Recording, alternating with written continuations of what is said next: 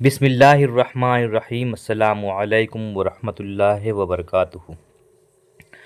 گزشتہ ویڈیو میں ہم لوگوں نے انشائیہ نگاری کے فن اور اصول پر بات کی تھی۔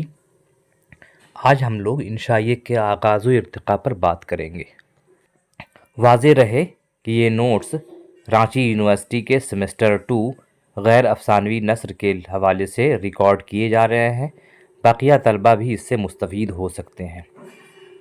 اردو زبان کی ابتدا میں بہت سی ادبی اصناف عربی فارسی کے زیر اثر رائج ہوئیں اور وقت کے ساتھ بہت سی ادبی اصناف انگریزی ادب کے زیر اثر وجود میں آئیں۔ انشائیہ کو اردو میں انگریزی ادب کی دین مانا جاتا ہے۔ انگریزی میں انشائیہ کے لیے ایسے کا لفظ استعمال ہوتا ہے۔ انشائیہ کی تعریف بیان کرنا ایک مشکل کام ہے، لیکن یہ مشکل اس وقت مزید شدت اختیار کرنے لگتی ہے جب انشائیہ کی کوئی ایک اور جامع تعریف متعین کرنے کو کہا جاتا ہے۔ جس طرح زندگی کی کوئی ایک تعریف پیش کرنا ممکن نہیں، اسی طرح انشائیہ کی کوئی ایک اور حتمی تعریف پیش کرنا ممکن نہیں۔ اردو میں انشائیہ کی تعریف کی طرح اس کے آغاز اور پہلا انشائیہ نگار کے بارے میں بھی مختلف رائے پائی جاتی ہیں۔ بعض ناقدین بلکہ بیشتر ناقدین کے مطابق سر سید احمد خاں اردو کے پہلے انشائیہ نگار ہیں۔ انہوں نے اپنے رسالے تہذیب الاخلاق کے ذریعے اردو انشائیہ نگاری کی شروعات کی۔ سر سید کے رفقا میں یعنی دوستوں میں محسن الملک، وقار الملک اور الطاف حسین حالی وغیرہ نے بھی ایسے مضامین لکھے جن کو انشائیہ کے تحت شمار کیا جا سکتا ہے۔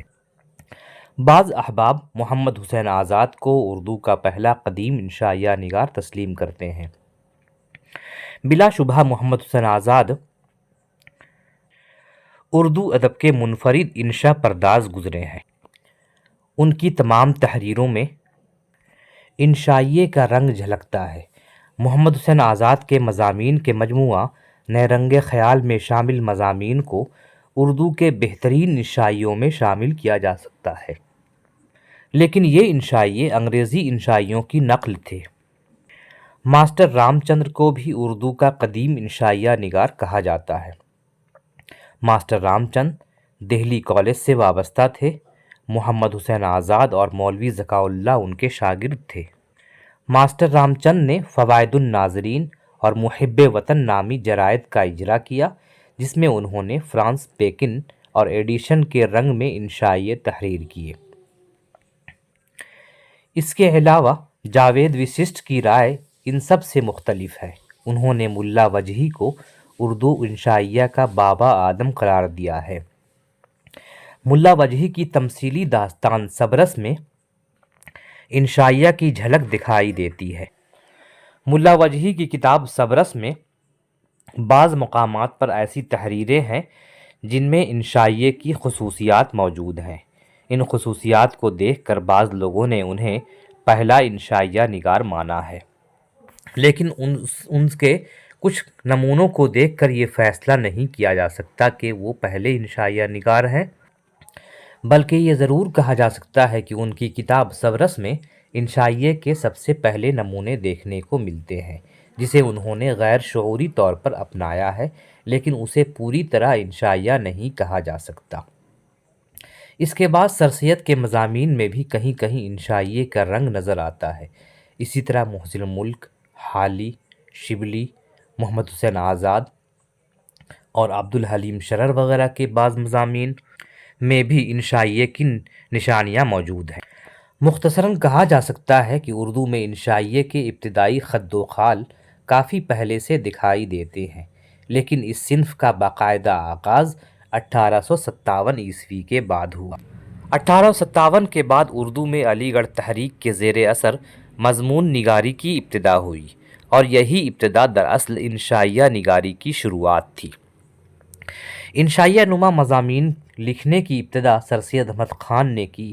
ان کے مضامین اصلاحی مقاصد کے حامل ہیں، لیکن ان مضامین میں انشائیوں جیسی شگفتگی پائی جاتی ہے، امید کی خوشی، خوش آمد اور بحث و تکرار، بلکہ گزرا ہوا زمانہ بھی اس کو مان لے سر سید کے شخصی رنگ کے نمائندہ مضامین ہیں۔ سر سید کے علاوہ محمد حسین آزاد نے نیرنگ خیال میں بہترین انشائیے لکھے ہیں، جن میں گلشن امید کی بہار، انسان کسی حال میں خوش نہیں رہتا، جنت الحمقاء بطور خاص قابل ذکر ہیں۔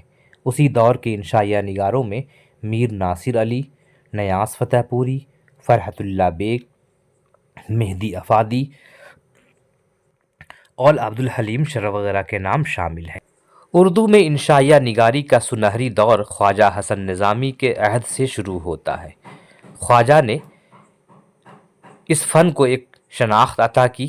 انہوں نے دہلی کی بیگماتی اور محاورتی زبان میں دلچسپ انشائیے تحریر کیے۔ خواجہ حسن نظامی نے انتہائی معمولی موضوعات پر بہترین انشائیے لکھے۔ دیا سلائی، جھینگر کا جنازہ وغیرہ جیسے معمولی عناوین پر انہوں نے غیر معمولی انشائیے تحریر کیے۔ سپارہ دل خواجہ حسن نظامی کے انشائیوں کا مجموعہ ہے۔ ان کی سب سے بڑی خوبی یہ ہے کہ وہ بڑی سے بڑی بات کو بہت سادگی سے کہہ جاتے ہیں۔ ان کا انداز بہت دلکش اور پر اثر ہوتا ہے۔ ان کے انشائیوں کی ایک خوبی یہ ہے کہ انہوں نے معمولی عنوانات پر بھی قلم اٹھایا ہے اور اسے بڑی سلاست اور پر لطف انداز میں پیش کیا ہے۔ ان کے انشائیوں میں ان کی شخصیت بھی جھلکتی ہے۔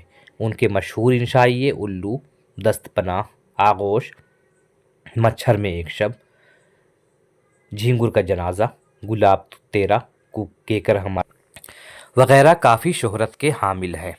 خواجہ صاحب کے بعد رشید احمد صدیقی نے انشائیہ نگاری کی روایت میں اضافہ کیا۔ ان کی اکثر تحریریں انشائیہ نگاری میں شمار ہوتی ہیں۔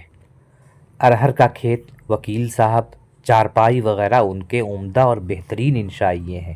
اس سلسلے میں ایک نام پطرس بخاری کا بھی ہے، جن کے انشائیے بہت مقبول ہوئے۔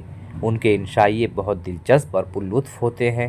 ہاسٹل میں پڑھنا، لاہور کا جغرافیہ، کتے، سویرے جو کل آنکھ میری کھلی، سنیما کا عشق وغیرہ ان کے دلچسپ انشائیے ہیں۔ اسی طرح بہت سے اردو ادیب ہیں جنہوں نے انشائیہ نگاری کی روایت میں حصہ لیا اور روایت کو فروغ بخشا۔ اس سلسلے میں شوکت تھانوی، کرشن چندر، کنہیا لال کپور، مجتبیٰ حسین، ابن انشا، احمد جمال پاشا وغیرہ کے نام قابل ذکر ہیں۔